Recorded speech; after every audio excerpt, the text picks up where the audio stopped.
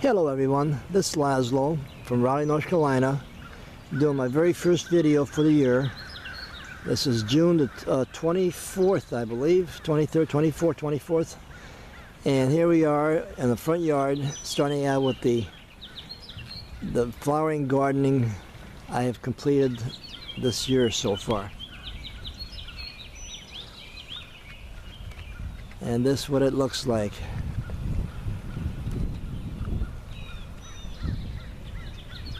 From the left to right, we have got the elephant ears with the strawberry yarrow that's already bloomed, and that's that right there. And then we have these hibiscus bushes right here, 1, 2, 3, 4 back there all together.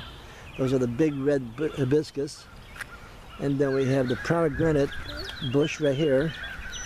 And that's the jasmine bush right there, yellow jasmine. Another pomegranate on the other side, with the pear. That's the plum tree behind it, and a pear tree behind the hibiscus bushes right here. And then we have naturally the Pakistani king mulberry trying to grow.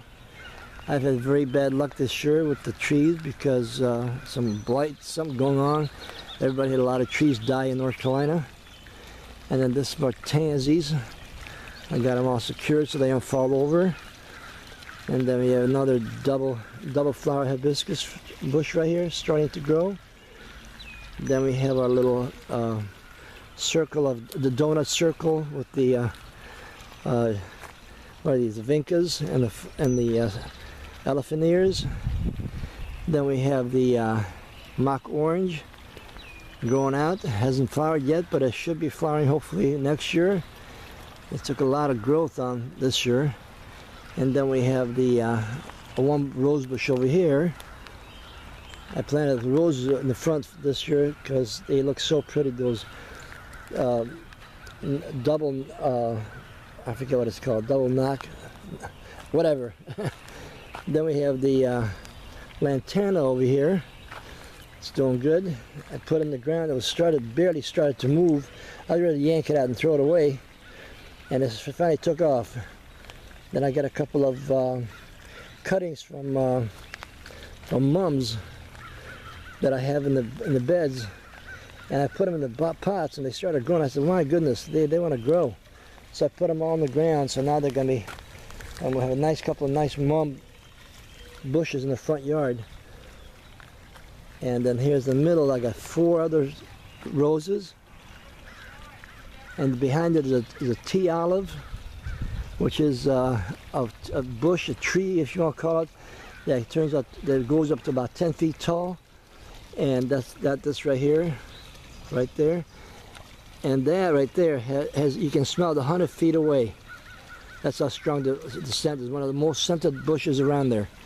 And that's the fountain over there with the vincas. And I got a dog fennel behind it instead of what I had last year, which died, which was the elephant ears.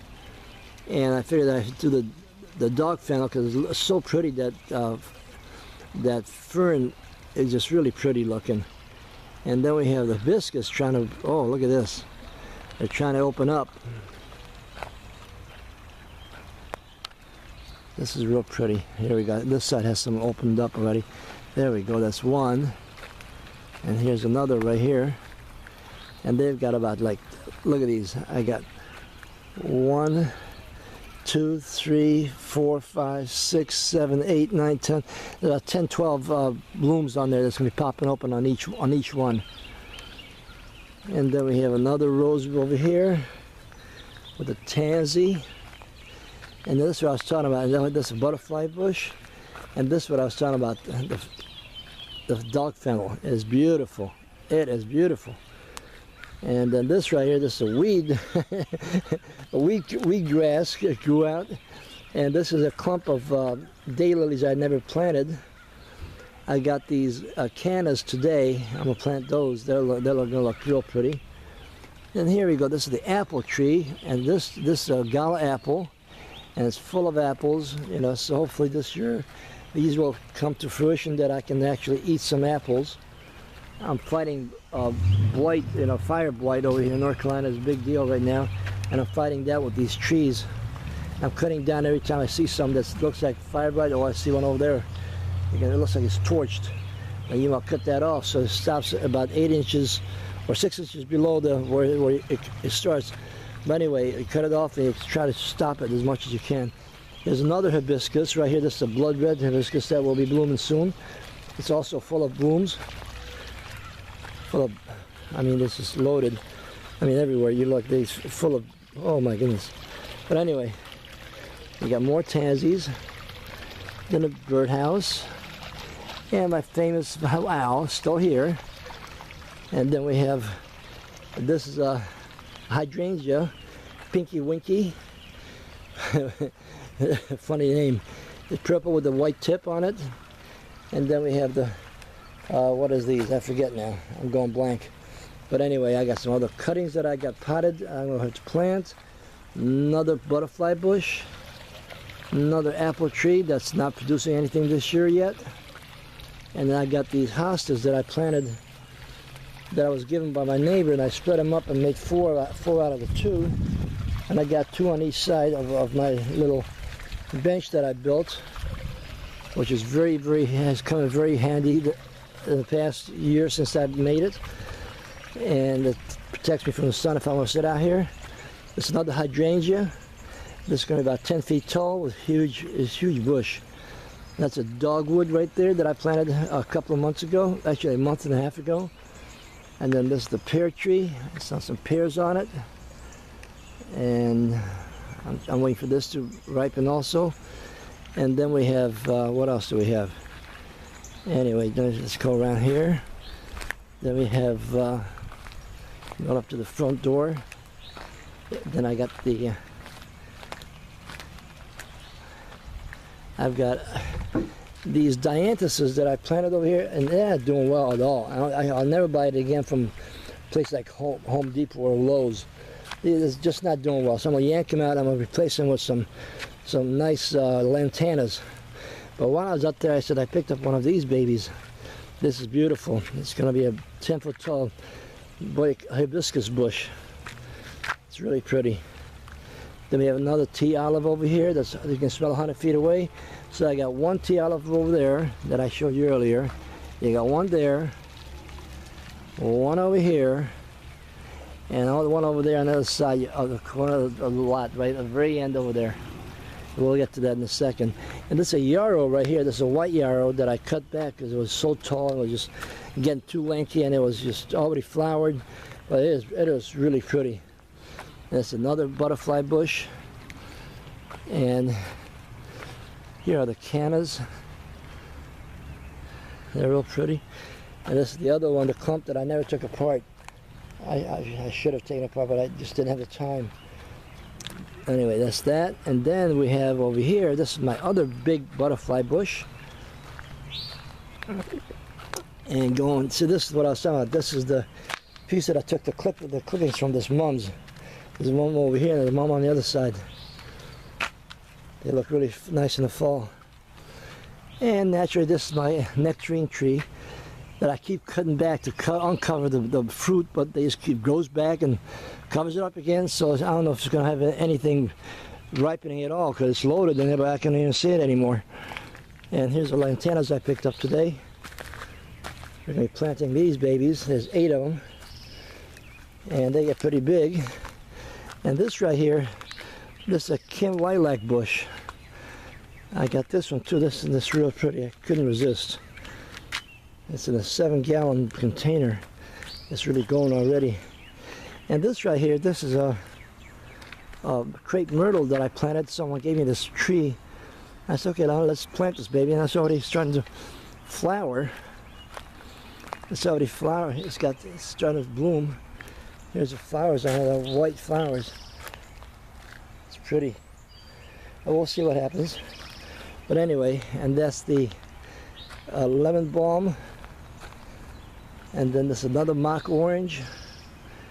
Man, it's really, everything's looking really nice.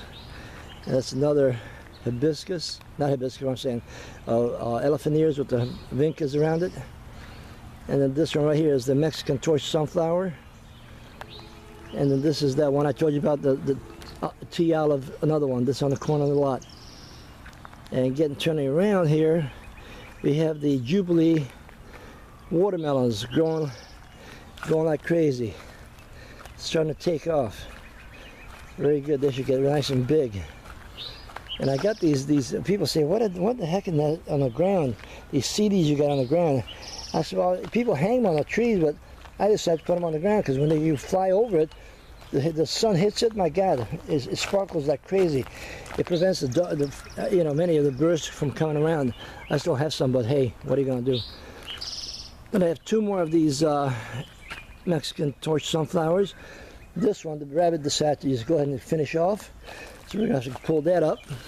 But that's why I have these things. They had them around it, but now it's like I took them down, and so sure enough, one of them got eaten. And here is my famous corn, white sweet corn. Look at that. That is gorgeous. Let's see how it looks close up. Oh yeah. Look at that. Nice. It was delicious last year. And then we go to the backyard where the organic gardening is going on. And over here in this box, and to your left, and to the right, we have what you call hummingbird flower seeds that I planted for the hummingbirds and the bees and the butterflies and everything else. There's a lot of zinnias and all that in there. Then we turn around and we have the grapes. The grapes are growing and growing, and we're waiting for it to ripen up and get all pretty up so I can pick some of this before the birds get to it. Nice, very nice, looking really good. And this one is still trying to grow some. I don't know what happened over this one. I have these little things coming out, but nothing's happening on here. But this one is loaded also. I cut these babies back so that the sun would get to them. And they're like everywhere. Now these right here are volunteer strawberries. I pick the heck out of these every morning. And then here's the ones that I decided to grow on the wood chips, which I never planted. But there they are. That's my volunteer strawberry patch, which I'm going to start doing in the greenhouse. What I'm going to do is hang them, not the gutter type, but using a PVC pipe with the plastic bottles that you plant them in, and they suck up the water inside the pipes. It's really unique. That way, it's not on the ground. It just hangs over the edge, and you can just pick them. And these tomato plants are indeterminate, and along with those over there, right there. And these are disease resistant that I got a hold of from a professor at North Carolina, NC State University that retired. He created these seeds that are resistant to all kind of diseases, and anyway, we'll see how that works out. And this right here is a climbing Kentucky pole beans, Kentucky Wonder pole beans. They're trying to climb over the top of the cattle panel. They're looking pretty good. Got little flowers on the bottom. Then I have over here, this is the cucumbers. The cucumbers, which are looking good. I got them strung up like last year. They're looking real healthy. Hopefully, I don't have to worry about the mildew, the powdery mildew this year. It's been pretty rainy, but last year was really bad. But anyway, this is loaded with all flowers down there. It's loaded with flowers everywhere. And then here's another set of tomato plants. These are determinate tomatoes, the disease resistant. So I figured I'd try that. And this is marigold, but they're not producing anymore. And then this right here is the fig tree from last year that I had to cut back and start it all over again. And next to it, this right here is, I don't know, squash or whatever it is, zucchini. It's just growing like crazy.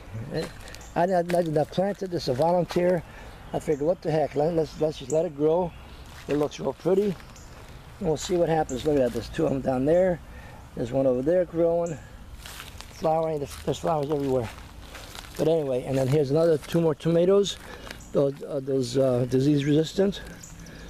And another one over here. These are all determinate.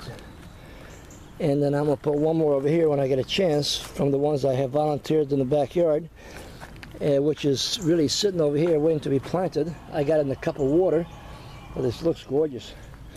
And then these are indeterminate tomatoes, for the ones that are disease resistant. And on this side we got parsnips, and on this side we got carrots growing.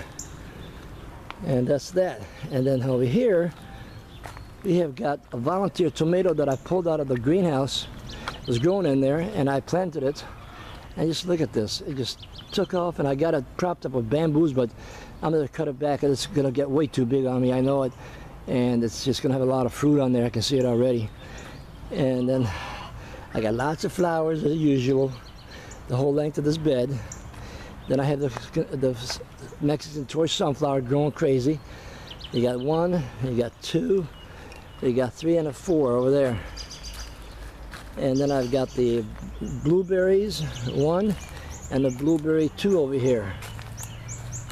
There we go. It's trying to get ripened, but it's not doing it yet.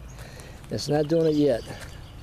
And this right here, this mess over here, I'm trying to kill all that stuff back here because it's just weeds and poison ivy and everything else. And I want to plant here, but I don't want to touch anything until I kill everything. And then I'll start from scratch, building it up. And then we have over here, we have the typical 3-tier compost bin that I completely dug out and used, and I got a little bit left in there. This decomposing wood chips over here. And see, I removed the front brick, cinder blocks, that way I can get in there and dig it all out. And then, getting back to the greenhouse, well, before the greenhouse, let's go up here to the deck. Let's see how the deck is doing. I built this deck last year. Oh, here we go. I had these 2 cold frames that I built that I use. And I still have to finish staining this deck right here that I've built last year. That turned out really pretty. I'm proud of it. Got a green top over it, stretched out.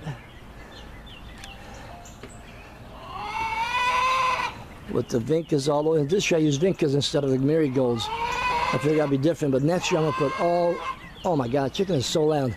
I'm gonna put perennials in here, so I have to worry replanting every year. And then I got lantanas. Now these are replacing the dead elephant ears I had in here last year. And same thing over here. Then I put over here, I planted two sticks of blackberry, of raspberry. Look what happened to it. Oh my God, it went crazy on me next to the deck. I had to put a fence next, that one was, you'll see in a minute when I go down, just to hold it in, because it was just coming out and I kept bumping into it. This is a chicken coop. Oh, hi babies. And there's Annabelle and Roxanne. And here's the greenhouse that I built over the fall. Here's a gutter system. It's really nice. I got a cover so it doesn't get clogged up. Then it goes into the water, goes into the trash can. Then it flows out of the trash can. Once it gets filled up most to the top, it goes out and goes out to the back of the yard through the beds back there. And it's all secured by wiggle wire so it doesn't fly off. I stretched that out, the plastic out on top, but as it gets warm, it loosened up, which is okay. I'm not going to stretch it anymore because when it gets cold, it's going to shrink up anyway. But this way, it's got movement in there, so it can flap if it wants to. But anyway, this is what it looks like from up here. I got a 2x4 down there that I'm trying to straighten out because it started to bend on me. And I got it laying out there taking a rest. And here we go. This is the backyard.